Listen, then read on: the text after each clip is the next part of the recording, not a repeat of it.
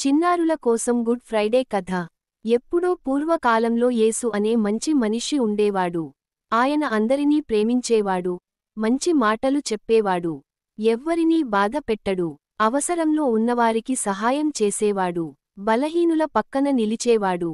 కాని కొంతమంది పెద్దవాళ్లకు ఆయన మాటలు నచ్చలేదు. వాళ్ళు చాలా అసూయపడ్డారు. చివరికి ఆయనను పట్టుకొని రాజుగారికి తీసుకెళ్లారు. రాజు అర్థం చేసుకున్నాడు యేసు ఎలాంటి తప్పు చేయలేదని. అయినా ప్రజలు గొడవ పెట్టారు, యేసును శిక్షించాలి అని.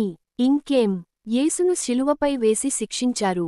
ఆయన చాలా బాధపడ్డాడు. కాని చివరివరకు కూడా అందరినీ క్షమించమని దేవుణ్ణి ప్రార్థించాడు. ఆయన చనిపోయిన తర్వాత మిత్రులు ఆయన శరీరాన్ని ఒక గుహలో ఉంచారు. మూడో రోజు ఏమైంది తెలుసా? ఆ గుహ శూన్యంగా కనిపించింది. యేసు తిరిగి లేచాడు. అందుకే మనం ఈస్టర్ సండే జరుపుకుంటాం. ఈ కథలోని బోధ ఏమిటి? మనమూ ప్రేమగా, మంచిగా ఉండాలి.